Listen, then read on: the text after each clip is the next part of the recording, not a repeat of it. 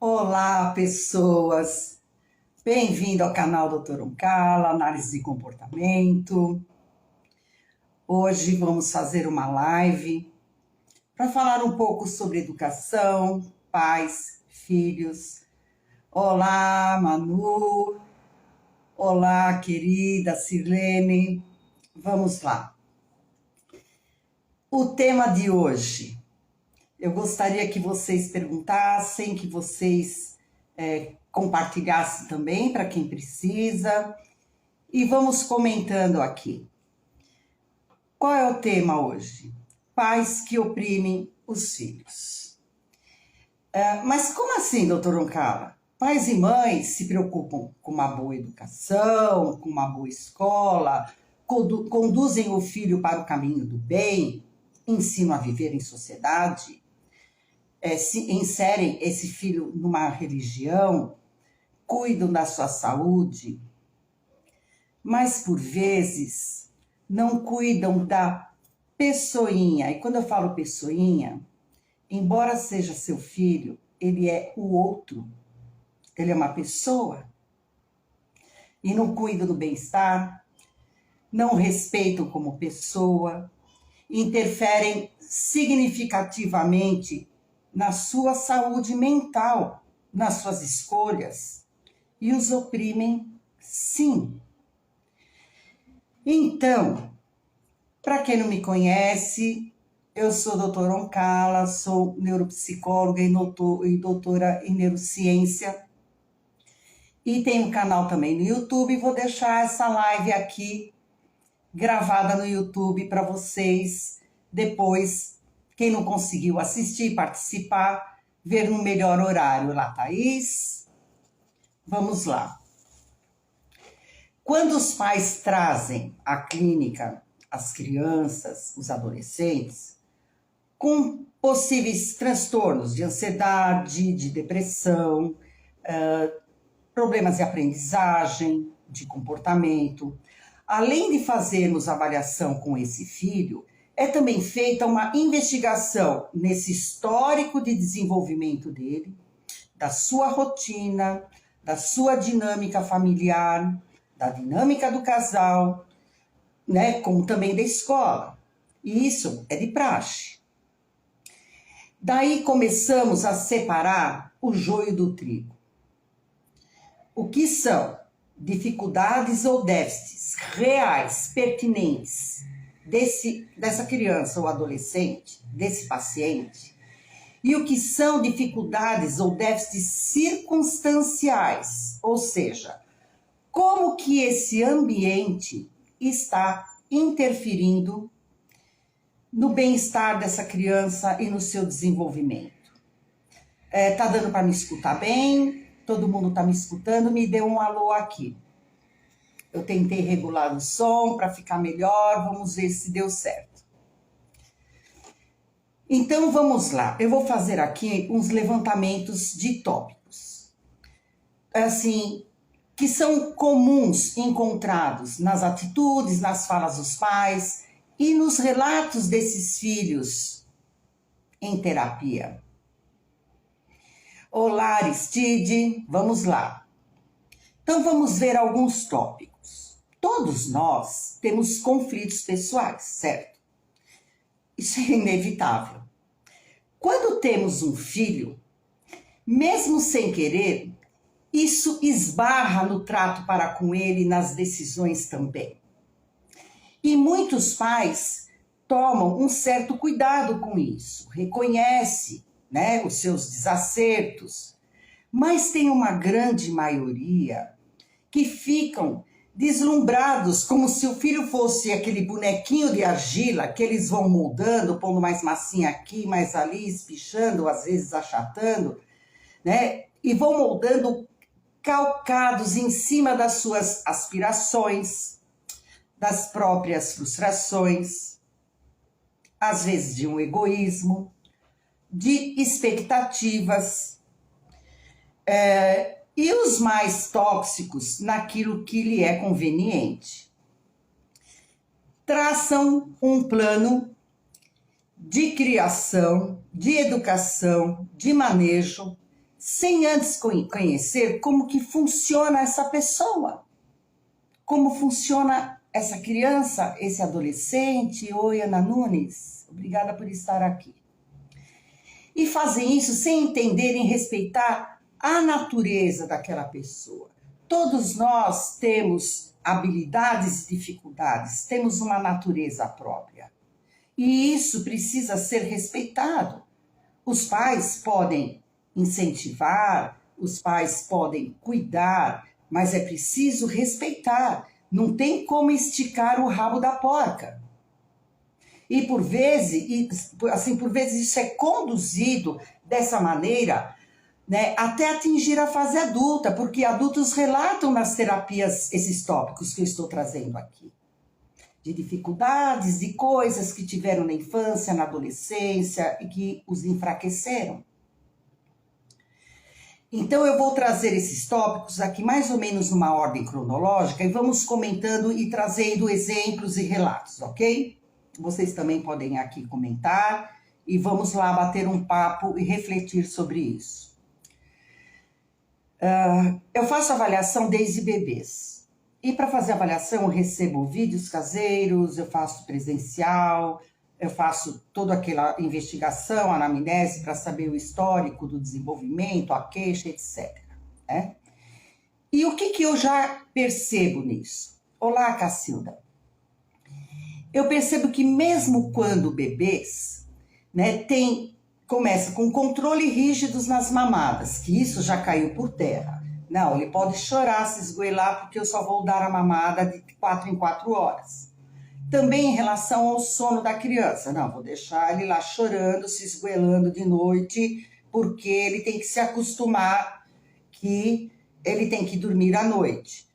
E a gente sabe hoje que o intestino do bebê, o relógio biológico, ele ainda não está formado, né? E ele também tem uma necessidade até orgânica disso. E tem pais que já começam com um controle daí. Né? Tem gente que fala, não pega no colo se não acostuma. Gente, precisa de colo.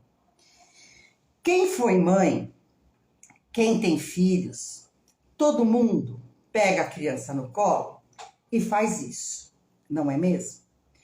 Quantas vezes mães sem o bebê no colo, tá assim. Isso, gente, é instintivo, isso é dos primórdios, do início da civilização. Que isso a mãe, né, ou quem cuida, o responsável, faz. Porque isso é da natureza, o bebê precisa de colo. O bebê precisa de contorno. Podem ver que bebês que às vezes ficam muito agitados, até o procedimento é embrulhá-los, encolhê-los e fazer com que eles fiquem assim, porque ele precisa de contorno. E tem pais que começam a estipular regras com uma coisinha de 50 centímetros. Quando maiorzinhos já andando, não estimulam a fazer atividades que a criança até daria conta de fazer. De começar a tentar comer sozinho, segurando alguns alimentos, mas não pode, porque ele vai se lambuzar, ele vai fazer sujeira, vai cair no chão, e tem pais que privam isso. A criança ela precisa sentir o cheiro, a textura dos alimentos, mas não. O que assim, eu já presenciei muito. Colocam a criança no cadeirão amarrado para ela não cair. Um babador enorme. Eu não sei se vocês já viram aqueles babador plástico que tem até um viradinho aqui para se cair, escorrer, não ir para baixo. Então ele está num cadeirão com as mãos para baixo, com aquele babador. E o que acontece? A cada colherada que essa mãe dá, ela limpa a boca dele. Quer dizer, essa criança, ela está se alimentando dessa forma. E eu já presenciei essas cenas, né, que a criança parecia que estava vestida de astronauta numa cabine de uma nave, ela não conseguia se mexer. Fora aquelas cenas engraçadas, né, onde os pais, ao invés de fazerem todo um contexto de horário da refeição, colocam essa criança dessa forma, né, toda amarrada no cadeirão, e ficam mostrando 10 brinquedos para a criança, para cada vez que ela olha para um brinquedo, eles enfiam uma colherada. Eles estão desconfigurando, né, o ato de comer. E o que essa criança vai ter como almoço, como jantar, como se desligar de brinquedos, televisão, tablet, para poder examinar, para poder curtir aquele momento. E isso vai reprimindo toda a ação e compreensão dessa criança, do que ela está fazendo. Dessa idade maiorzinhos, pais que dão tudo pronto na mão da criança. Não deixam elas abrirem potes, escolherem brinquedos, uma roupa, lógico, você vai ver se está frio, se está calor. Coloquem algumas roupas para ele escolher. Né? Essa criança, eu sempre falo isso, ela precisa ser sujeito da ação, porque senão as coisas não fazem sentido e não tem significado para ela. E vamos lá. Eu recebo também crianças de 4 anos usando fraldas. Eu recebo crianças de 4, 5, 6 anos que não tentam tomar banho sozinho. Lógico, deixa ele tentar tomar banho sozinho, você vai lá e depois dá uma faxina geral. Mas ele sentir esse corpo, ele fazer isso. Tem crianças que também não têm esse treino de escovar os dentes, de limpar o bumbum. E daí vem num consultório com 6 anos de idade, que ele está com um grande problema, ele não consegue ler. Veja, gente, é uma escala de desenvolvimento. À medida que a criança começa a ser protagonista, ter uma certa independência, e começa a fazer essas pequenas coisas, dá conta do corpo dela, de tirar uma blusa, de vestir um casaco, de tirar um tênis, né, de organizar seus materiais, de comer sozinho, você vai desenvolvendo áreas do cérebro que são pré-requisitos para uma aprendizagem. Então vamos pensar, né, assim, em degraus de escada. O ler está aqui em cima e ele não tem repertório nenhum. Então não trabalhar a independência da criança e o protagonismo da criança no seu dia a dia é uma forma de controle, às vezes de pais muito obsessivos, controladores, que oprimem e que tiram a iniciativa e atrasam o desenvolvimento. Vamos pensar também na escola. As crianças vão muito cedo à escola. Olá, Elza. Obrigada por estar aqui. Então, eles já vêm com aquele planejamento feito, né? Os pais vêm assim, meu filho vai estudar onde eu estudei, porque lá é bom e a escola é forte. Bom, quando eu escuto que a escola é forte, meus cabelos fazem assim até. Eu não sei o que é escola forte. Aquela escola é forte porque eu ponho ele lá desde pequeno, que prepara ele para o vestibular. Sério que com 6 anos de idade você está pensando nisso? Será que isso é interessante nessa etapa do desenvolvimento? E isso, né, vai acontecendo, e o que eu alerto os pais, assim, seu filho não é você. Aquela sua escola foi boa para você? Será que ela será para o seu filho? Porque o seu filho é diferente. Não tem aquela frase que os pais falam quando o filho diz assim, poxa mãe, deixa eu ir, vai todo mundo. E o que a mãe responde? Mas você não é todo mundo. Olha que frase linda. Poxa mãe, dá para usar isso também nessa frase de outras coisas? De entender que ele não é todo mundo? Pense na melhor escola para o seu filho. Aquela que tem o jeitinho dele, que vai atender às necessidades dele. É uma criança muito tímida, talvez uma escola mais acolhedora. É uma criança que é muito agitada, talvez tenham escolas que trabalham habilidades sociais. Qual que é a necessidade da criança? Porque a escola tem que servir a criança, não é o contrário. Crianças precisam de limites, sim, imprescindível. Mas onde esbarram esses limites? Naquilo que é necessário para a criança, que é educativo, ou na falta de paciência dos pais? Uma hora pode, outra hora não pode, outra hora deixa, porque eu estou aqui muito entretido, eu vou deixar fazer porque aí eu consigo me ater aqui à minha atividade. Aí outra hora que a criança repete a mesma coisa, você vai lá e grita com ela. Então, limites são educativos, né? Não na conveniência própria dos pais. Limites e bom senso. Limite por conveniência é opressão. Aí o que vem, né? Vamos caminhando. Tem os cursos extracurriculares. Então temos aí inglês, balé, judô, futebol, natação. E os pais acham tudo isso lindo. E às vezes eles colocam essas crianças nessas atividades porque eles queriam isso e não tiveram. E eu vejo crianças que nem entendem a rotina, nem sabem para onde está indo. Eu já vi casos, muitos, e vocês também vão se identificar, que eu falo que crianças que parecem que estão sofrendo a síndrome do boneco de pano. Então, um boneco de pano assim, largado. A mãe pega, vai lá na escola, tem criança que come no carro. Aí ela já está com a sacola da roupa do judô, ela já vai enfiando a roupa do judô na criança. A criança vai assim, parece um boneco de pano.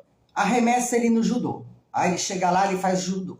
Aí ela chega de lá, ela já tem outra sacolinha, ele se troca porque ele vai pro inglês.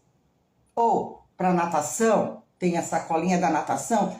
E essa mãe vai fazendo as coisas no carro e com o horário espremido. Né? Então, o importante é isso, justamente, Silene. O que essa criança quer fazer? O que ela pediu? Né? Deixem essas crianças escolherem, experimentarem, descobrirem suas aptidões e até desistirem exatamente do que estavam fazendo porque não se encaixou naquilo. Eles estão numa fase experiencial, isso daí, às vezes até a gente. Todo mundo vai fazer tênis, eu vou lá também fazer tênis, eu acho o tênis uma droga, faço lá 4 meses, falo, não vou fazer mais essa porcaria. E isso precisa ser respeitado. E a gente tem que tomar cuidado. A gente tem que entender a escolha da criança, as aptidões dela. E isso para a vida inteira. Eu lembro, assim, eu nunca gostei de me machucar. Então, esportes de confronto, como queimada, handball, basquete, que você tem confronto, eu não gostava. Na minha época, ainda meninas não podiam fazer futebol, mas eu não gostava desse confronto. Quando eu descobri o vôlei, que eu ficava na minha área e que tinha só que fazer os passes, eu me descobri dentro disso. E eu fui fazer vôlei. Fiz vôlei acho que por uns 6 anos na minha vida. Então a gente vai se descobrindo, a gente vai se construindo. Se a gente tiver oportunidade de ideias, de ter um deslumbramento, de experienciar, de levar isso para frente, ou de deletar isso. A gente vai construindo a nossa identidade. Né? Então, essas coisas a gente precisa estar assim, bem atentos, porque pais, às vezes, projetam seus desejos, suas frustrações numa pessoa que é totalmente diferente de você. Sim, o seu filho é totalmente diferente de você. Lembre-se, Assista seu filho. Poxa, ele tem habilidade nisso. Olha, nisso aqui ele tem dificuldade. Eu posso estimular, mas eu não posso fazer um treinamento para ele ser melhor nisso. Vamos aguardar. Né? Lembre-se sempre disso. Assista seu filho. Ele é o outro. É uma pessoa singular. Enxergue-o, ajude-o a fazer suas próprias escolhas, sempre cuidando, sim, mas dando protagonismo para ele. Leiam, pesquisem, pais, sobre etapas do desenvolvimento infantil. Até para você ver o que você precisa estimular, ou talvez o que você ainda não pode cobrar, porque ele não tem coordenação motora, cognição, suporte emocional para lidar com isso. Porque senão vocês vão criar expectativas desleais em cima deles. E vão fazer cobranças e retaliações, porque eles não estão dando conta de uma coisa que você está forçando. Aí, no que nós temos que pensar também? As nossas falas. Cuidado com as falas. Então, vejam só o que eu apurei aqui. Pérolas, né, que eu escutei desde a época de educadora, como também na própria clínica. Você é insuportável, você é malcriado, você não merece, você é preguiçoso, você é irresponsável, você só traz problemas. Olha, pensa bem. Se nós, adultos, escutarmos isso de alguém, ou, assim, das pessoas com quem a gente convive, ou eu vou querer me afastar dessas pessoas, ou eu vou começar a ter um problema de baixa autoestima, porque isso é tóxico. A criança e o adolescente, eles não podem afastar essas pessoas. Eles estão dentro dessa família. E por aí 10, 20 anos. Como que eles vão lidar com isso? Aí falam, mas como que a gente vai falar? O importante, quando a gente vai chamar a atenção do filho, de algo que ele fez errado, a gente vai chamar a atenção do que ele fez de errado. Então, ao invés de falar assim, você não serve para nada, você vai falar, eu acho que você poderia fazer isso melhor. Ou então, você faz sempre tudo errado.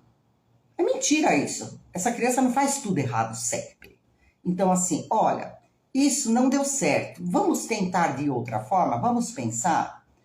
Assim, você é insuportável. Não. Assim, olha, você está muito agitado e está incomodando as pessoas. Então, a gente tem que falar da agitação, né? A gente tem que falar do erro que ele cometeu, não que ele é errado, ele é insuportável. Você é malcriado. Olha, isso não é educado fazer. Isso não é educado fazer. Não, você não é educado. Você é preguiçoso. Não, olha, tudo que você está precisando fazer, que são suas coisinhas do dia a dia, você não está conseguindo fazer. Por que será? Né? E assim, você só traz problemas. Não, vamos falar, olha, você não está bem. Toda hora tem um conflito. O que está acontecendo? Então a gente tem que cobrar, mas tem o jeito de como falar. Senão a gente acaba com a autoestima. Nós fabricamos nossos, assim, filhos com sentimento de incompetência, de inadequação. Vamos torná-los adultos enfraquecidos, sem iniciativa, carente, Maria vai com as outras, né? Adultos e adolescentes que não fazem escolhas próprias, viram, né, aquilo que chama de pau mandado, se tornam pessoas codependentes emocionalmente, chegando a se submeterem a relacionamentos tóxicos ou com pares afetivos, ou nos seus grupos sociais, ou até mesmo no ambiente de trabalho. Adultos sem iniciativa, sem garra e energia para o trabalho, sem aquela agressividade positiva, que não se defende de ataques. Daí esse adolescente, né, ou esse adulto jovem, começam a dar problemas na escola, em casa, nas relações interpessoais, e os pais não entendem por quê. E quando trazem a terapia, eu faço um levantamento e vejo que tudo isso aconteceu. Eles não entendem porque eles não estão ou conseguindo estudar ou conseguindo dar conta de uma rotina doméstica. Por que eles não estão conseguindo? Né? Eles não conseguiram se estruturar psiquicamente com seus próprios e bons tijolos.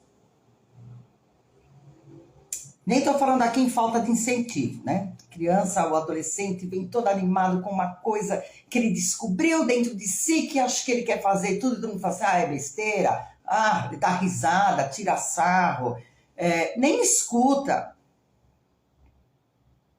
Né? Eu trouxe essas configurações, pais, para nós ficarmos atentos e autocríticos. Não é fácil essa jornada do educar. Mas isso não pode ser feito de qualquer jeito.